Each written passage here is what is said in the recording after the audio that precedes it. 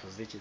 nuko uzabona abantu bose hanyuma imirimo yose dukora hano ku isi hanyuma yaduherekeje twageze mu gihugu cyo mu ijuru. Nicyo kintu nifuza kugira ngo ibyo dukora ntibirangirire hano. nuko nakijijwe hanyuma narakijijwe indirimba icyo gihe seka nari ntarakizwa ariko nkijijwe nyine impano nayo nari ngifite icyo gihe nkiri umuraperi. Ntabwo nabashije gushyira indirimbo nyinshi hanze, gushyira indirimbo hanze.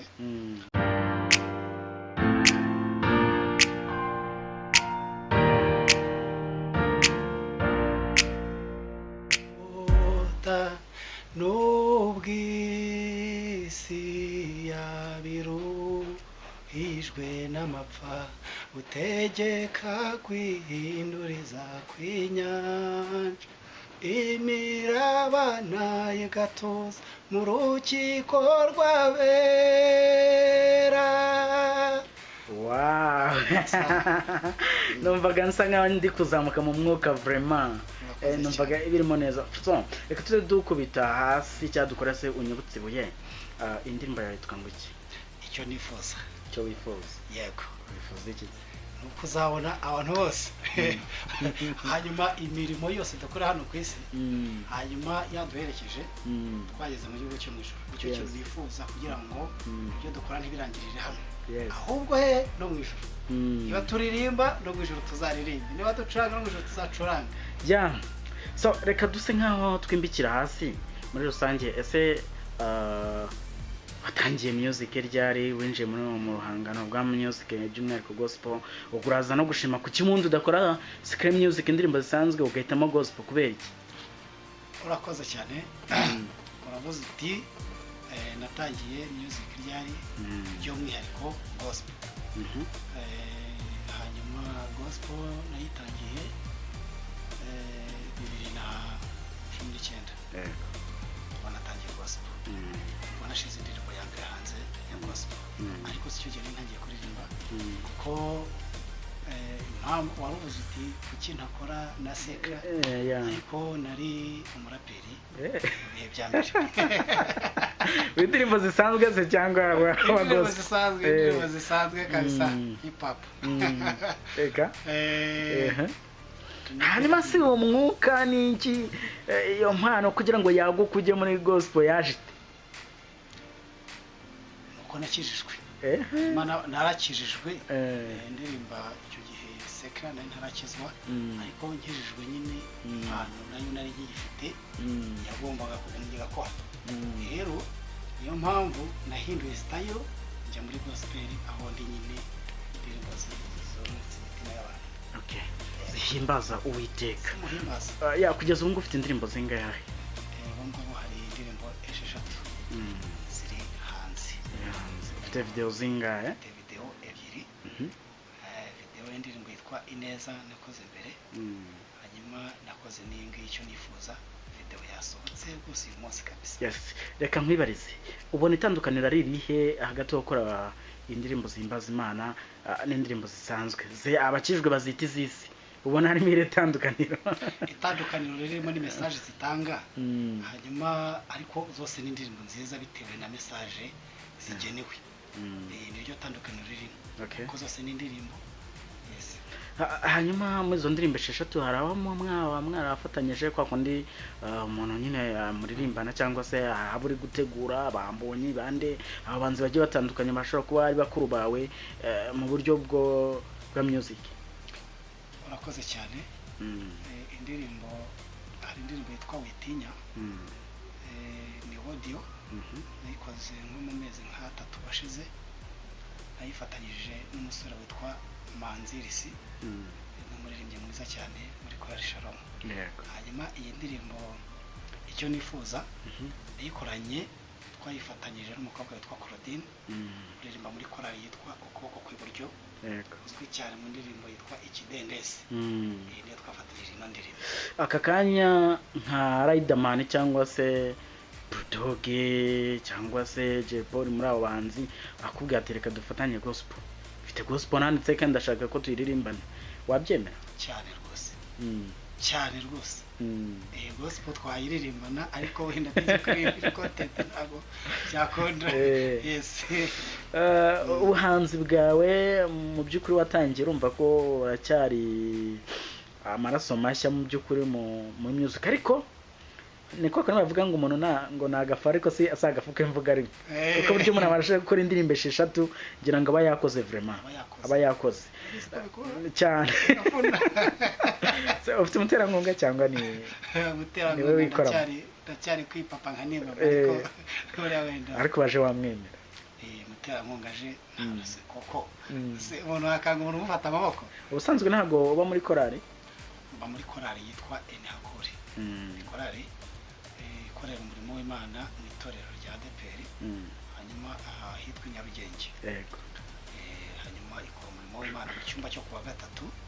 Abantu baragikunda cyane. Ngo harimo imbaraga kabisa. Ndakuraritse none zawabwira harimo imbaraga. Yes. Sikomeye. Hanyuma Bugingo. Yes.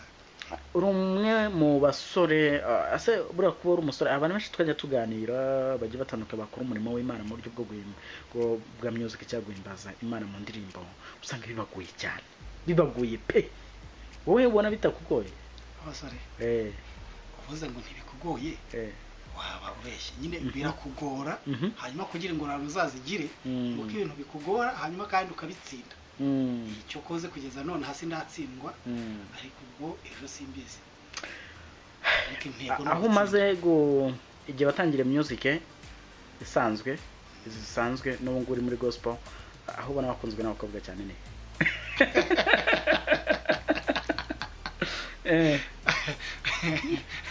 bakavuga twere ukabona abafana benshi, ukabona abakobwa bari kwiyongera, ni he ibyo ari ukiri umuraperi n'ubu? Reka mvuge kuko wenda icyo gihe nkiri umuraperi ntabwo nabashije gushyira indirimbo nyinshi hanze ngo zibe zamanywa n'abantu. Ubu ngubu nibwo navuga ko hariho nakoze ibikorwa bikagaragara.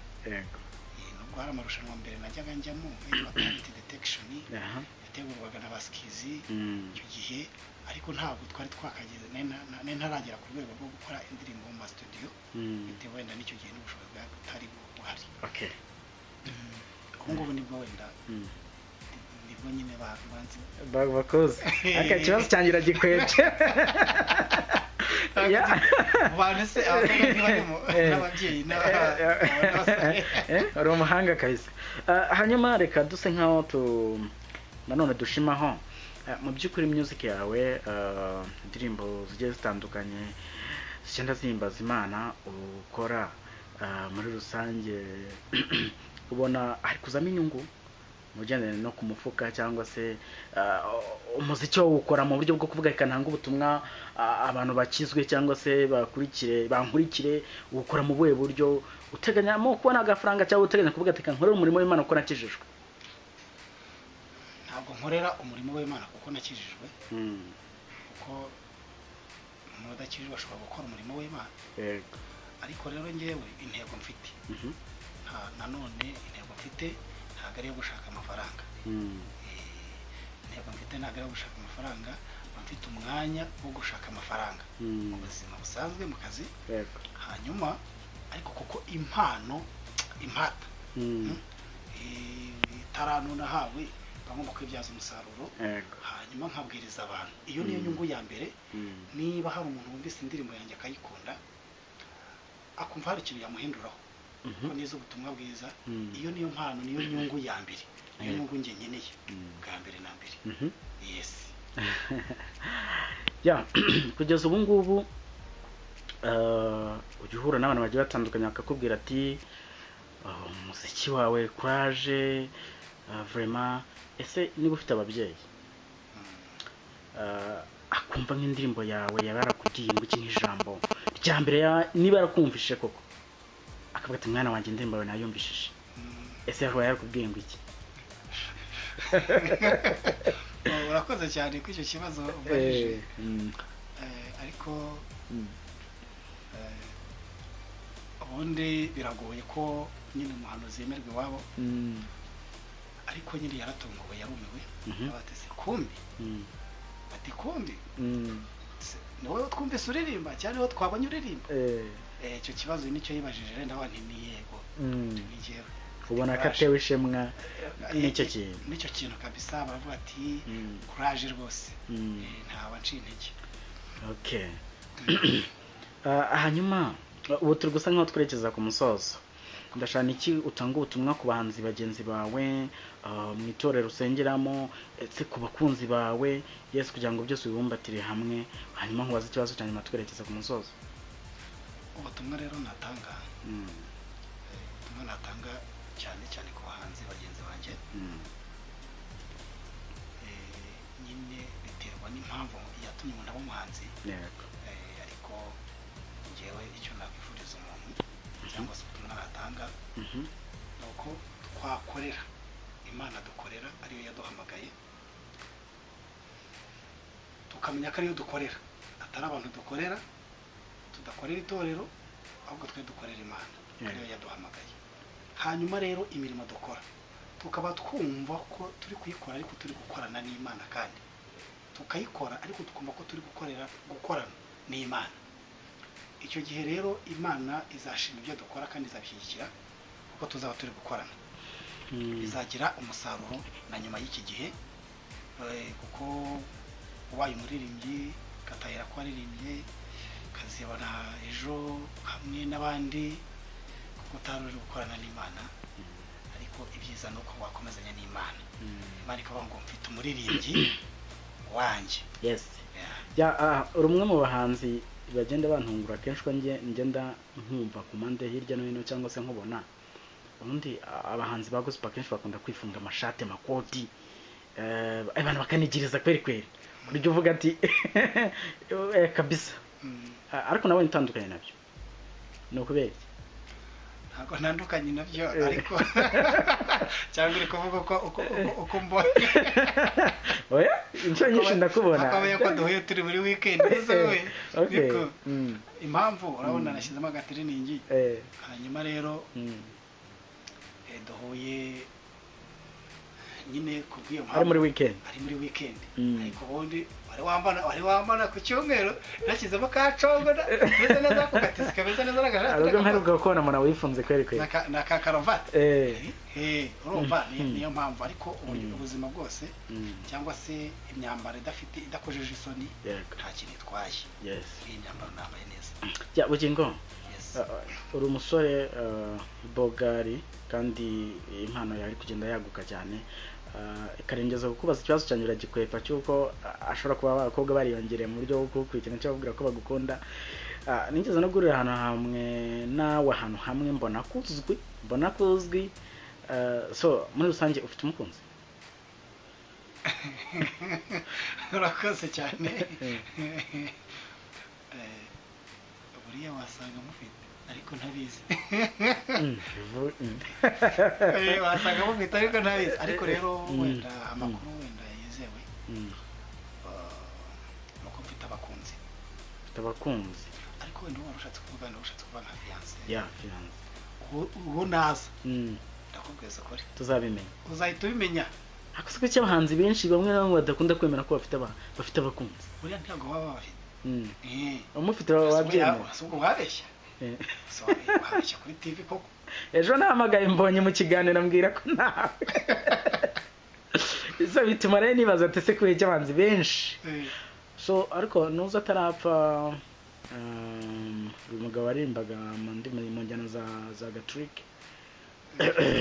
nayo Kizito yavuze ko abahanzi kenshi bagira gushidikanya ubusanga afite abakunzi benshi akayoberwa umukunda by'ukuri. Ubwo namwe siko muba mubibona? Wari wese avuga ndagukunda ndagufana ndagukunda akayoberwa ugukunda by'ukuri.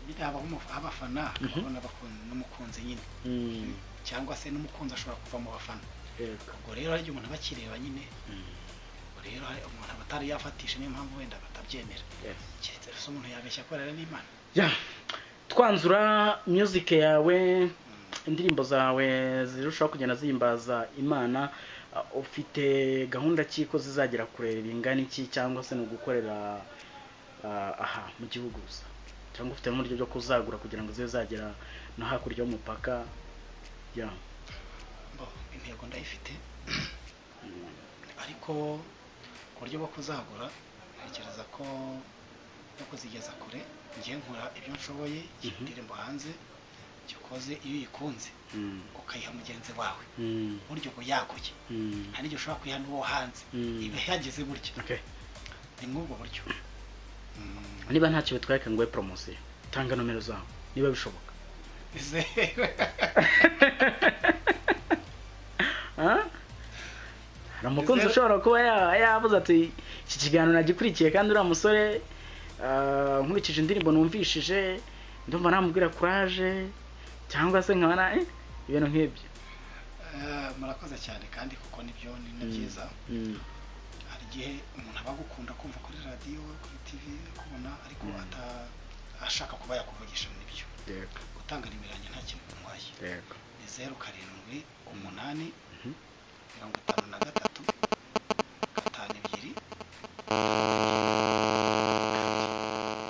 Yes. Ya, ati gatandatu kangahe kabiri rwose. Ngira ngo abakunzi neza ko biribuze gucamo. Hanyuma turi gusoza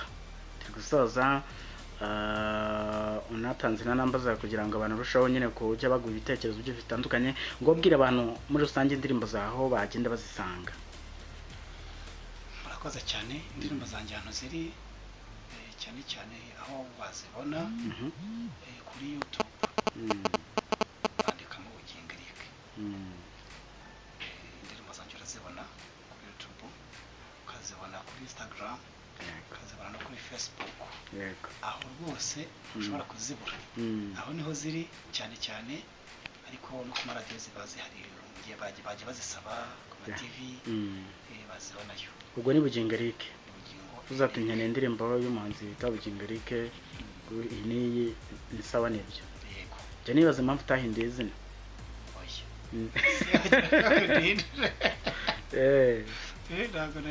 Okay, urakoze cyane ko mu mwanya no kwemera kugeza ubutumwa bwinshi ku banyarwanda bagiye bakurikirana ndetse n'abakunzi bawe, ngira ngo tuzasubire undi munsi cyangwa uzanaze live by'umwihariko kugira ngo turusheho nyine kugenda dusangiza ibihangano byawe abanyarwanda. Merci beaucoup Bugingo. Murakoze cyane. Imana